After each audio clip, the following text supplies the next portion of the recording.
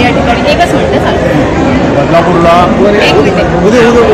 बदलापूरला 1990 पासनं सागर इन्व्हेस्टमेंट म्हणून एक समुद्र म्हणून एक कंपनी चालवत होते.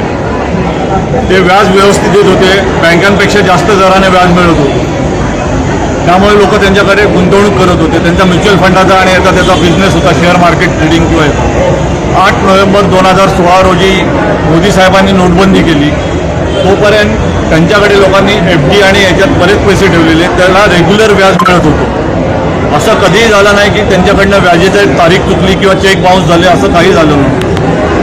8 नोव्हेंबर 2016 नंतर त्यांनी व्याज देणं अचानक बंद केलं. नंतर लोकांनी जाऊन ज्यावेळेस नोव्हेंबर, डिसेंबर, जानेवारीमध्ये चेकआउट करायचा प्रयत्न केला तर त्यावेळेस त्यांनी सांगितलं नोटबंदी झाली आहे, थांबा जरा.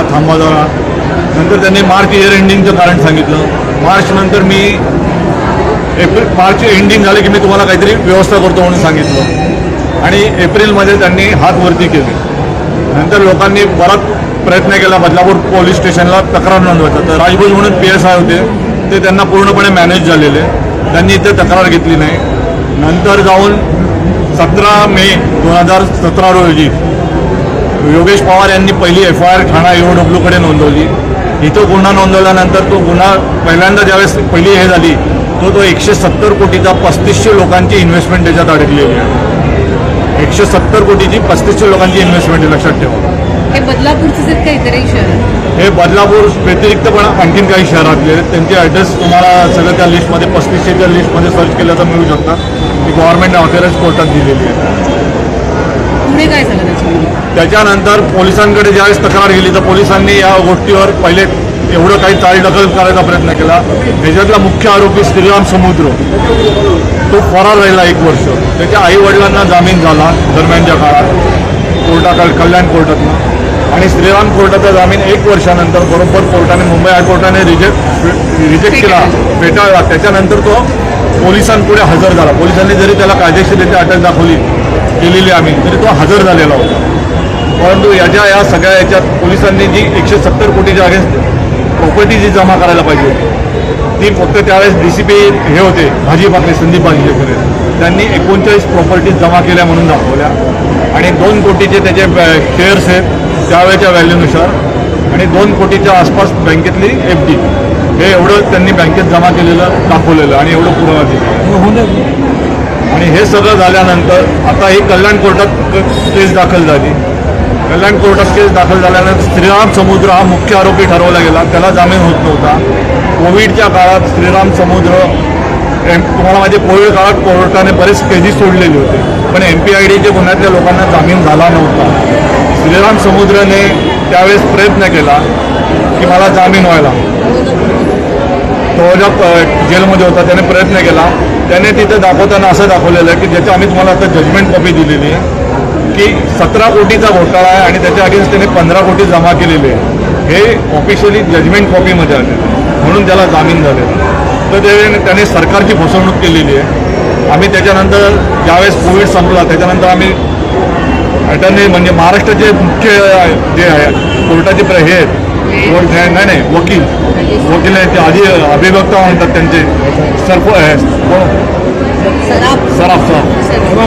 महाराष्ट्राचे मुख्य अभिवक्ता गिरण सराफ यांच्या कार्यालयामध्ये आम्ही गेलो. त्यावेळेला चिमोटे साहेब यांच्या भगिनी श्रेया देशपांडे आणि साळुंके मॅडम एवढे सगळे होते. त्यावेळेला तिथे ही जी सुनावणी झाली त्याच्यामध्ये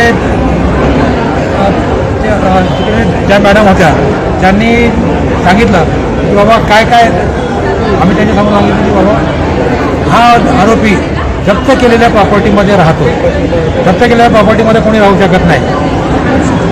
मग हा त्या ठिकाणी कसा राहतो तर जे सोनवणे म्हणून ऑफिसर आले होते ठाणा CP मधनं तर त्यांनी सांगितलं की मला काहीच माहीत नाही. मग तिथल्या ज्या अधिवक्त्यांच्या होत्या त्यांनी विचारल्यावरती त्यांना सांगितलं की तुम्ही कसा तपास करणार, तुम्ही पोलिसांनी तुम्हाला माहीत नाही. पूर्णपणे त्यांनी उडवाउडवीची उत्तरं दिली आणि ह्याच पद्धतीने त्यांनी जो जामीन घेतला आहे तर 170 करोडचा जामीन जो होता तो त्यांनी 17 करोड दाखवून त्यांनी यंत्रणांमधला सहभाग याच्यामध्ये निश्चित दिसतो. एक निश्चित आहे की तुम्ही न्यायालयामध्ये जेव्हा जाता त्यावेळेला न्यायालयापुढे जे तुम्ही पुरावे सादर करता त्याच्यावरतीच न्यायालय निर्णय देतं. त्यांच्यासमोर जर तथ्याकावरती जर पुरावे दिले असतील तर त्यानुसार त्यांनी जामीन दिला जाणार आणि 15 करोडच्या प्रॉपर्टी जमा असं दाखवलं 80% जर जमा असेल तर ते जामीन करतात. मग अशा पद्धतीने जर चुकीचा जामीन घेतला आणि सगळ्यात आश्चर्याची गोष्ट अशी आहे की कल्याण MPID आणि उच्च न्यायालय हे जास्ती अंतरावर नाही, ते मुंबईमध्ये हे कल्याणमध्ये आहे. तर यांच्याकडे 117 करोडची नोंद आहे कल्याण MPIDमध्ये आणि ही नोंद तिकडे कशी नाही उच्च न्यायालयामध्ये. तुमचा समन्वय नाही का? तुमचा समन्वय असल्याचा फायदा काय झाला?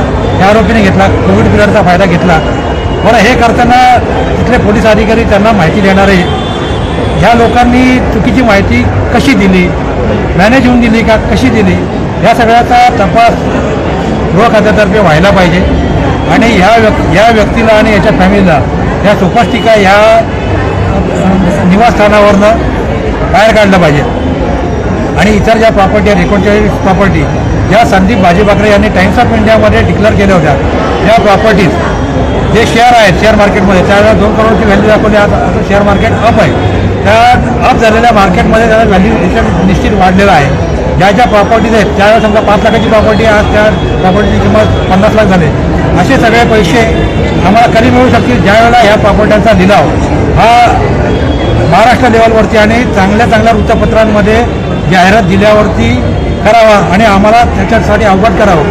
हे लोक मॅनेज करून जर या लोकांनी जर त्या प्रॉपर्ट्या ग्रॅब केल्या तर आम्हाला गव्हर्नमेंटकडे याच्यासाठी पुरेसा निधी वाटपाला मिळू शकत नाही.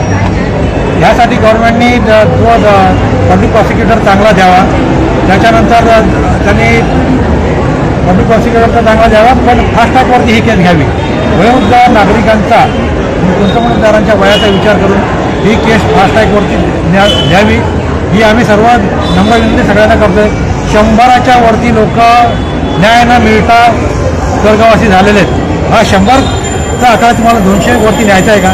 आम्ही तर प्रूफ जमा करतोय की सागर इन्व्हेस्टमेंटची पावती आणि डेथ सर्टिफिकेट हे तुम्ही जमा करा. आम्ही मुख्यमंत्र्यांना सगळं देऊ.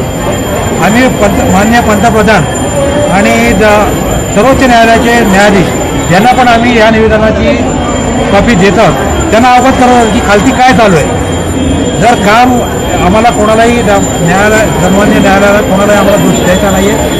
हा केवळ समन्वयाचा अभाव आहे, त्याच्यामुळे तो सुटला आहे. तर ह्याला पहिले अटक करा, याचा जामीन रद्द करा ही मागणी आहेत काय तुम्हाला माहिती आहे का? आणि आज तुम्ही बैठक घेतली ते कशा संदर्भात? आम्ही सर्वांना जी या केसची प्रगती आहे 9 वर्षातली ती अवगत करण्यासाठी अवगत केला. चिमोटे साहेब आणि त्या दुसऱ्या ग्रुपमधले नितीन लवाटे अजून राघवेंद्र जोशी जे आज आलेले आहेत हे नित्यनेमाने कोर्टामध्ये दर तारखेला जातात आणि आम्ही विचारलं काय झालं साहेब, कुठली तारीख मिळाली. तारीख पे तारीख हे जर चालू राहिलं तर न्याय कधीच मिळणार नाही आणि justice denied is called justice denied. जर तुम्हाला न्याय न देता जर लोकांना वरती पाठवायचं असेल तर ठीक आहे, राज्य तुमचं आहे, तुम्ही आनंदाने तुम्ही राज्य करा, आम्ही कशाच्याही मध्ये आहे. बरोबर. सर्वसामान्य नागरिकांची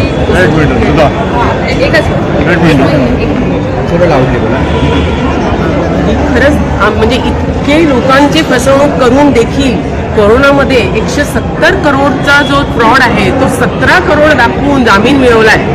एवढी दिशाभूल केली, हा राग आहे. आणि राग असा येतो की एवढ्या लोकांना म्हणजे आज अनेक सिनियर सिटीजन्स त्यांनी पैशावर अवलंबून होते. त्यांनी त्यांची सगळी पुंजी रिटायरमेंटची ती लावली होती आणि ते म्हणजे पीडित आहेत आणि ही पूर्ण समुद्र फॅमिली तिथे मजा मारते आहे. म्हणजे आम्ही काही फोटो आहेत त्यांचे चॉपरमधून फिरण्याचे किंवा स्वतःचं प्रायव्हेट स्वतःचं विमान आहे आणि एवढे निर्लज्ज आहेत ना.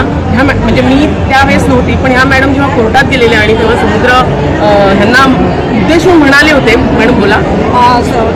मी दरवेळा माझ्या भावाबरोबर हायकोर्टापासून तर कल्याण कोर्टापर्यंत बहुतेक आम्ही तारखांना हजर असतो.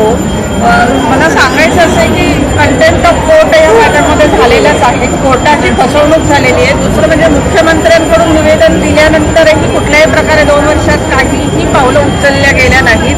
त्यामुळे मुख्यमंत्र्यांच्या लेटरला पण त्यांनी केळाची टोपली दाखवली आहे. या सगळ्या गोष्टीचा राग श्रीराम समुद्र, त्याची आई, त्याची काकू, त्याची बायको आणि त्याचे वडील यांना आहे, तर त्याचे वडील स्वतः समुद्र हे कोर्टामध्ये येतात त्यावेळी हातामध्ये जपमा वगैरे जपतानाचं वगैरे चालतं, पण मुंह में राम बगल में चोरासारखं असतं. आम्हाला म्हणतात तुम्ही कितीही वेळा कोर्टात गेला, तुम्हाला काही कामधंदा दुसरा नाही आहे तर कोर्टात फेऱ्या मारा. श्रीरामची मुलं मोठी होतील, नातवंड होतील, पण तुम्हाला न्याय मिळणार नाही असं त्यांचं वक्तव्य आहे. अशा प्रकारचं अपमानास्पद वागणूक, म्हणजे त्यांनी आमचे पैसे खाल्लेत, आम्ही ते आमचे अपराधी आहेत खरं, गुन्हेगार आहेत, तर ते आम्हाला बोलतात. पण आम्ही सांगितलं आम्ही न्याय मागण्यासाठी जरूर येणार, आम्ही त्याचा कुठल्याही प्रकारे मागू, आम्ही तुमचा इच्छा सोडणार नाही. दुसरी गोष्ट, त्या हायकोर्टामध्ये पण त्यांनी तशाच प्रकारे हायकोर्टामध्ये रीट असतानाही ती कुठल्या बेसवर कल्याण कोर्टामध्ये मर्ज केली असं सांगतात. मला असं तुमच्याद्वारे एक सूचित करायचं आहे मीडियाद्वारे की हायकोर्टातली रीट जे आम्ही 5 याचिकाकर्ते कमीत कमी लागतात, याचिकाकर्त्यांची सह्या, पॅन, आधार सगळं रीतीप्रमाणे नियमाप्रमाणे होतं, तर ती मागे घेण्यासाठी कोणीही आमच्यापैकी सही दिलेली नाही, तर ती कल्याण कोर्टात मर्ज झाली असं ते सांगतायत MPIDला. तर ते कसं सांगतात, कुठल्या बेसवर सांगतात, त्याच्यावरही काहीतरी हायकोर्टाने आता हे जर ऐकत असतील तर केस परत घ्यायला. थोडक्यात शेवट गेल्या 9 वर्षात कोर्टाने याच्यात शून्य प्रगती केलेली आहे आणि पोलीस खात्यावर पण वकील नाही. दरवेळेस 6 महिन्याने वर्षाने वकील आणि जज बदलला जातो. ते तर कोर्टाची प्रोसिजर असेल, पण मुळात साधा चार्जेस पहिले जे कोर्टात गेल्यानंतर ते पण फ्रेम झालेले नाही. आणि मुळात त्याच्या ज्या 34 प्रॉपर्टी ज्या शासनाने डिक्लेअर केलेल्या आहेत त्याच्यातल्या 24 प्रॉपर्टीचं गॅझेट केलेलं आहे. गॅझेटचे मी तुम्हाला मगाशी दिलेले आहेत. त्याच्यातल्या 9 प्रॉपर्टीवर ऑब्जेक्शन आलं. 24 पैकी 9 प्रॉपर्टीवर त्यांनी ऑब्जेक्शन घेतलं आहे. कोणाला तरी त्या परस्पर आधी विकल्या गेलेल्या आहेत. 2010च्या आधी 12च्या आधी विकल्या गेलेल्या आहेत. पोलिसांच्या म्हणण्यानुसार नाही. आम्ही पोलिसांना विचारलं मग तुम्ही या प्रॉपर्टी दाखवल्या कशा, तर पोलीस म्हणतात तुझे समुद्राने ज्या दिवसापासून धंदा चालू केला, MPID कायदा सांगतो त्या दिवसापासून त्याची जेवढी काही मिळकत असेल ती या धंद्यातनं त्याच्यावरच हे आहे. पण याच्यातल्या 10 प्रॉपर्टी नाही, त्यामुळे लोकांना कमी प्रॉपर्टी मिळते आणि उरलेल्या 10 प्रॉपर्टी आहेत. याचं 2018मध्ये हायकोर्टात सांगितलेलं, त्यांनी लिहून दिलेलं आहे. याचे अजून गॅजेट गव्हर्नमेंटने काढलं नाही, हे मंत्रालयात कुठेतरी दाबून ठेवलेलं आहे 10 प्रॉपर्टी. ॲटलिस्ट लोकांना कमीत कमी पैसे मिळावे, काहीतरी रुपयात 4 आणे तरी मिळावे, हा आमचा प्रयत्न आहे. आणि तुमचं पुढचं पाऊल काय असेल? आम्ही माननीय मुख्यमंत्री, दोन्ही उपमुख्यमंत्री, महसूल मंत्री, कायदा मंत्री यांना निवेदन देतोय. स्थानिक आमदार दोन्ही ज्ञानेश्वर म्हात्रे सर आणि किसन कतोरे साहेब, माननीय माजी खासदार कपिल पाटील साहेब यांना निवेदन देतो आणि CPंना पण जाऊन भेटतोय की याच्या 10 प्रॉपर्टीचं झालं काय. कारण की या 10 प्रॉपर्टीचे अजून ऑर्डर जर नाही निघाली मंत्रालयातनं गॅजेट तर या विकता येणार नाही. हे म्हणजे कुठेतरी हे प्रकरण दाबून ठेवायचं आणि नंतर केस झाले की या प्रॉपर्टी हडप करायच्या, हा डाव दिसतोय त्याचा. त्यांचे आणि या सगळ्या भक्ती समुद्र या काही सोर्स ऑफ अर्निंग फारसं असं नसतं. नाही, पलावातला फ्लॅट तिच्या नावावर आहे किंवा काही प्रॉपर्टी तिच्या नावावर आहे, तर याची पण चौकशी व्हावी की एवढा मोठा फ्लॅट ती कुठून पलावासारख्या ठिकाणचा घेऊ शकते. त्या जप्त केलेल्या फ्लॅटमध्ये ते कसे राहत आहेत, त्यांना तिथून बाहेर काढलं जात नाही. त्यांच्या प्रॉपर्टी ज्या जप्त केलेल्या आहेत, बदलापूरचं घर असो, आश्रम असो, तिथे कुलूप वगैरे किंवा सील करायला पाहिजे त्या प्रॉपर्टी, त्या सील पण झालेल्या नाही. मग कायद्याने कुठल्या प्रकारे ह्या प्रकरणाला न्याय मिळतोय का, मिळत नाही असं दिसतंय. आणि त्यांना जामीन, त्यांना त्यांचा पासपोर्ट हवाय, भक्ती समुद्र आणि श्रीराम समुद्र. कुठल्याही प्रकारे ह्या सगळ्या आरोपींना पासपोर्ट परत देऊ नका. ते देशाबाहेर गेले तर ह्या केसमध्ये फार मोठा धोका संभवतो. तर आम्हाला ही पण विनंती आपल्या माध्यमातून